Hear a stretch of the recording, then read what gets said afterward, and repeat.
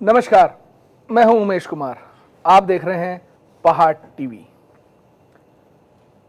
उत्तराखंड में कोरोना की संक्रमण दर बहुत तेजी के साथ बढ़ रही है। मरीजों की मृत्यु के मामले लगातार बढ़ते जा रहे हैं। उत्तराखंड सरकार के स्वास्थ्य विभाग के लिए अभी जो सबसे बड़ी चुनौती है वो है मरीजों की बढ़ती मृत्यु दर को रोकना। 48 घंटे के अंदर लगभग 125 मौतें हो गई हैं।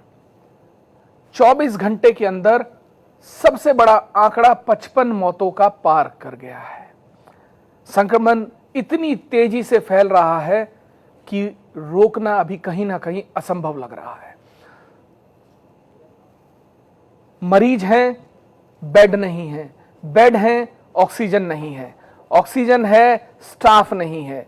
बहुत सारी ऐसी परेशानियां लोगों को झेलनी पड़ रही हैं, उनको रोज सामना करना पड़ रहा है, क्योंकि इसके पीछे कई कारण हैं।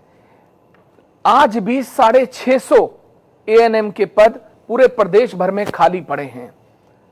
आप अगर बेड का इंतजाम कर भी देंगे तो आपके पास स्टाफ नहीं है, डॉक्टर्स के पास हेल्पिंग हैंड नहीं है। पहाड़ में एएनएम जो है एक महत्वपूर्ण जिम्मेदारी को निभाती हैं। उनकी महत्वपूर्ण जिम्मेदारी है किटों का बांटना, वैक्सीनेशन करना, लेकिन आज उन्हीं की कमी को यह प्रदेश बड़े स्तर पर झेल रहा है। प्रदेश में लगातार संक्रमण फैलता जा रहा है। कई ऐसी बड़ी घटनाएं हुई हैं जिन घटनाओं के चलते यह कोरोना बम लगातार फटता चला गया।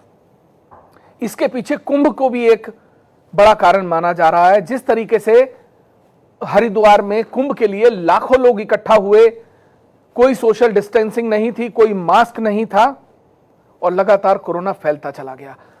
हरिद्वार के अंदर मृत्यु दर सबसे अधिक है। अब हम बात करते हैं, अभी एक नया मामला सामने आया है कि रुड़की का जो सिविल अस्पताल है, सिविल अस्पताल में 14 वेंटिलेटर जून के महीने से पेटी पैक पड़े हैं। वो खुले नहीं है क्योंकि उनके इंस्टॉलेशन करने के लिए तकनीकी सहयोगी नहीं है। ये आज की समस्या है, लेकिन मेरा मानना है कि क्या उत्तराखंड सरकार का स्वास्थ्य विभाग जून से सो रहा था?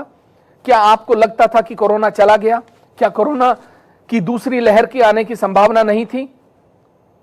आपने वेंटिलेटर मंगाए, लेकिन वेंटिलेटर पड़े रहे, वेंटिलेटर खुले नहीं। यह तो एक अस्पताल का मामला है जहां पर यह बात सामने आई है, और ऐसे कितने अस्पताल होंगे जहां पर इस तरीके की सुविधाएं जो हैं, जो तकनीकी सहयोगियों के ना होने के कारण अभी तक इंस्टॉल नहीं हो पाई है। उत्तराखंड में स्वास्थ्य विभाग अपनी लापरवाहियों के कारण जाना जाता है। चाहे वो रिखनी खाल में स्वास्थ्य सुविधाओं के ना मिलने के कारण स्वाति की मौत का मामला हो, चाहे वो गैरसैंण में हीरा देवी की जच्चा बच्चा सहित मौत का मामला हो, चाहे वो प्रियंका की मौत का मामला हो, चाहे वो कोई अन्य मामला हो।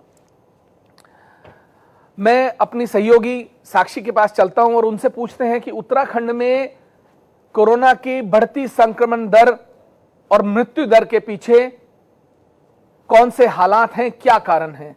साक्षी, आपको क्या लगता है कि उत्तराखंड में जो संक्रमण दर मरीजों की लगातार बढ़ रही है और मृत्यु दर बढ़ रही है, इसके पीछे क्या कारण है? जी उमेश जी, जैसा कि आपने कहा कि उत्तराखंड में जो स्वास्थ्य विभाग है वो बहुत कमज़ोर पड़ता जा रहा है, तो मैं आपको बता दूं कि जिस तरीके से कोरोना संक्रमण बेकाबू होता जा रहा है, उसकी रफ्तार बढ़ रही है, वहीं पर टेस्टिंग प्रोसेस जो है वो बहुत धीमी पड़ती जा रही है हमारे यहाँ पर। अगर हम बात करें इस कुछ दिनों की, तो इसमें टेस्ट जो हुए हैं कोरोना संक्रमितों के या फिर वैसे भी नॉर्मल जनरल टेस्ट हुए हैं वो बहुत ही कम हुए हैं।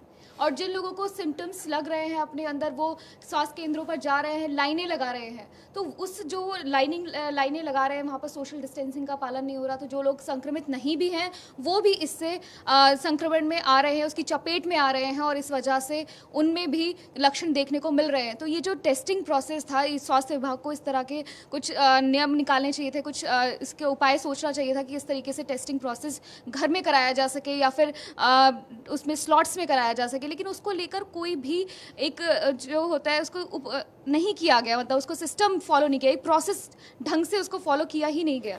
जी इस हाँ, वजह से काफी प्रोसेस नहीं फॉलो किया गया, यानी कि स्वास्थ्य विभाग जिसकी ये जिम्मेदारी थी, जिसको समय रहते सोशल डिस्टेंसिंग के नियमों का पालन कराते हुए, नियम कायदे कानून बनाते हुए एक प्रक्रिया बनानी चाहिए थी, व्यवस्थाएं करनी चाहिए थी, वो व्यवस्थाएं समय रहते नहीं हुई, जिनके चलते आज उत्तराखंड इस त्रासदी के दौर से गुजर रहा है, जहां एक दिन में 89 मौतें हो गई, रिकॉर्ड 89 मौतें। उत्तराखंड जैसा राज्य जहां की जनसंख्या 1,17,00,000 है और जिसमें कि लगभग 15 से 20% लोग प्रवासी हैं, बाहरी राज्यों में रहते हैं, विदेशों में रहते हैं, काम करते हैं, जो ज्यादातर होटेलियर हैं। 89 मौतें उत्तराखंड जैसे राज्य में एक दिन में हो जाना बहुत दुखद है, ये बड़ी घटना है। 5084 रिकॉर्ड दर केसेस एक दिन में संक्रमण के पाए गए हैं। कहीं ना कहीं तो कोई ना कोई लापरवाही है, चाहे वो सरकारी स्तर पर हो, चाहे वो आम जन के स्तर पर हो। हम अपनी सहयोगी बबीता रयाल से बात करेंगे, उनसे पूछेंगे कि क्या कारण है, किन कारणों के चलते बबीता अभी जो वर्तमान में उत्तराखंड इस त्रासदी के दौर से गुजर रहा है और स्वास्थ्य सुविधाएं कहीं ना कहीं बैठती नजर आ रही हैं, इनके पीछे क्या कारण है? उमेश जी, जैसे आपने कहा है कि एक दिन में उत्तराखंड के 5000 से ज़्यादा जो है केसेस आ रहे हैं, जिसमें मृत्यु दर, अगर मैं मृत्यु का आंकड़ा ले लूँ तो 81 से ज़्यादा मौतें होती जा रही हैं।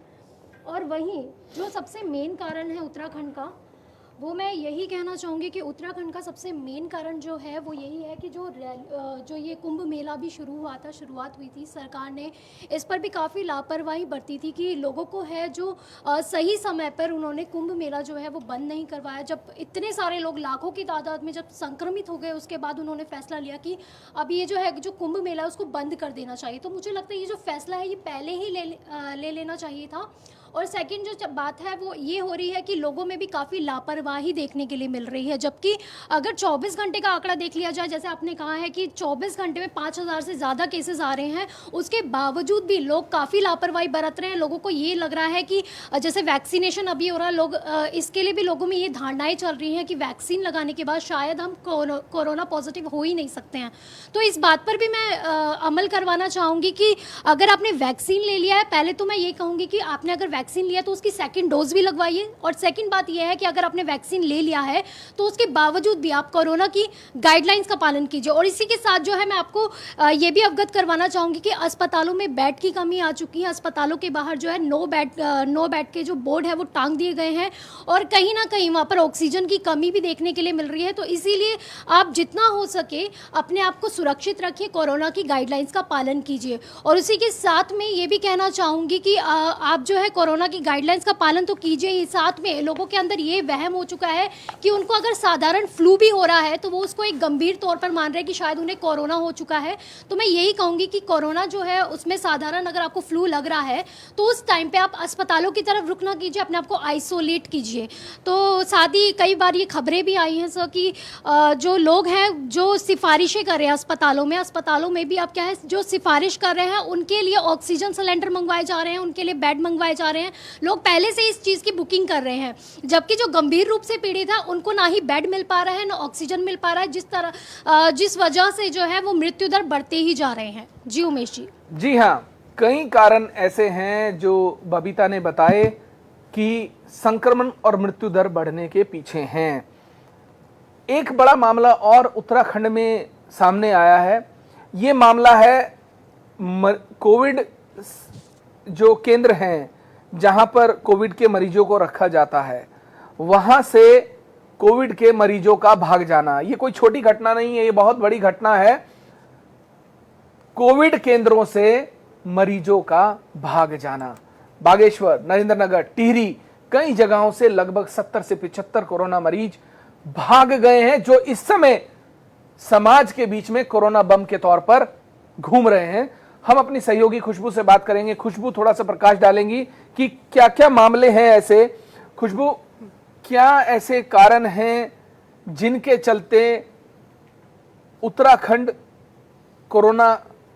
में कोरोना भयंकर रूप लेता जा रहा है? उमेश जी, ऐसे कई मामले अगर हम देखें तो सामने आ रहे हैं, क्योंकि उत्तराखंड में देवभूमि में कोरोना संक्रमितों का आंकड़ा बढ़ रहा है। देखा गया था सबसे पहले जब प्रवासी मजदूर भी आ रहे थे पहली लहर में, तब भी इतना संक्रमितों का आंकड़ा नहीं था जितना बढ़ता जा रहा है। अकेले शनिवार को जो है उमेश जी, अगर देखा जाए तो 5000 मामले सामने आए। ये अब तक का सबसे ज्यादा रिकॉर्ड तोड़ मामला है।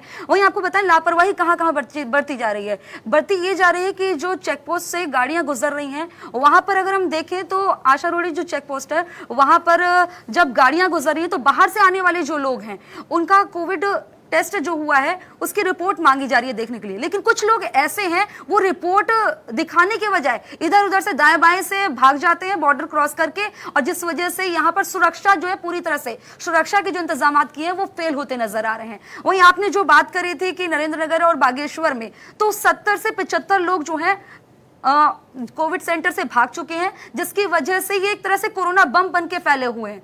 वहीं एक सवाल मेरा ये भी है उमेश जी कि अगर बात करी जाए रिकवरी रेट की, तो रिकवरी रेट जो अब से कुछ दिनों पहले तक 95% था वो अब घटकर 70% हो गया है। यानी कि यहाँ पर सिस्टम कैसे काम कर रहा है, स्वास्थ्य विभाग कैसे काम कर रहा है, ये पूरी लापरवाही सामने आ रही है पूरी तरह से नजर। जी उमेश जी। जी हाँ, कई सारे कारण आपको हमारे सहयोगी और हमारी टीम ने गिनवाए। उन्होंने बताया कि क्या कारण हैं जिनके चलते उत्तराखंड में ये कोरोना बम लगातार किसी ना किसी जिले में फट रहा है। रिकॉर्ड 89 मौतें एक दिन में हुई हैं। 5084 संक्रमित मरीजों का आंकड़ा एक दिन में आया है। इन सब के पीछे कई बड़े कारण हैं, लेकिन मेरा मानना है कि ये समय सरकार को हतोत्साहित करने का नहीं है, उनकी आलोचना करने का नहीं है। ये समय है हमें एकजुट होकर इस आपातकाल से लड़ने का, इस त्रासदी से निकलने के लिए संयुक्त होकर प्रयास करने का। मेरा सभी लोगों से निवेदन है कि आज आप सजग हो जाइए, सुरक्षित हो जाइए, अपने साथियों को, अपने परिवार को, अपने सहयोगियों को सजग करिए, सुरक्षित करिए, क्योंकि ये कोरोना महामारी आई है तो जाएगी भी, लेकिन इसके लिए हम सबको मिलकर प्रयास करने होंगे। पहाड़ में, दुर्गम क्षेत्रों में स्वास्थ्य सेवाएं उपलब्ध नहीं हैं, ये हम अच्छे से जानते हैं, क्योंकि एक गर्भवती महिला को प्रसव कराने के लिए 200, 250, 125 किलोमीटर का भी सफर करना पड़ता है। पिछले 20 वर्षों में सैकड़ों ऐसे मामले सामने आए हैं जहां गर्भवती महिलाओं की जच्चा बच्चा सहित प्रसव के लिए स्वास्थ्य सुविधाएं उपलब्ध ना होने के कारण मौत हो गई। कई ऐसे मामले सामने आए हैं जहां पर गर्भवती महिलाओं ने अस्पतालों के दरवाजे पर दम तोड़ दिया। स्वास्थ्य सेवाओं का जो हाल है वो किसी से उत्तराखंड का छुपा नहीं है। अधिकारी आते हैं, प्रेस ब्रीफिंग करते हैं, बड़ी बड़ी बातें करते हैं, एयर कंडीशन कमरों में बैठकर ज्ञान देते हैं, जियो जारी कर दिए जाते हैं कि आप फोन खुला रखिए, आपातकाल में फोन खुले रहने चाहिए, सभी के फोन उठने चाहिए, लेकिन ऐसा होता नहीं है। आज भी आमजन परेशान है, त्रस्त है, ऑक्सीजन नहीं है, अस्पतालों में बेड नहीं है, स्टाफ नहीं है, लेकिन कोई सुध लेने वाला नहीं है। मेरा यह मानना है कि सरकार के अधिकारियों को अपने घरों से बाहर निकलना चाहिए, सिस्टम का पूरा इस्तेमाल करना चाहिए, अस्पतालों की मॉनिटरिंग होनी चाहिए, सभी जिला स्वास्थ्य अधिकारियों को, जिला अधिकारी को, एसडीएम को, एडीएम को, तहसीलदार, पटवारी, जो भी अमला जमला सरकार के पास है, उस सबको मुस्तैदी के साथ खड़े होकर सिस्टम को ठीक करना चाहिए, इस ढांचे को ठीक करना चाहिए। इसके लिए सरकार को सजग होना बहुत जरूरी है। मेरा आप सभी से फिर एक बार निवेदन है, सजग रहिए, सुरक्षित रहिए और सबका सहयोग करिए। जो जिसकी जितनी मदद कर सकता है उतनी करिए। इस आपातकाल में इंसान को ही इंसान का सहारा है, हम एक दूसरे का सहारा है। जो भी जिसकी मदद कर सके करे। इतना ही पहाड़ टीवी का आप सब लोगों से निवेदन है। जय बाबा बद्री विशाल, जय बाबा केदारनाथ, जय उत्तराखंड।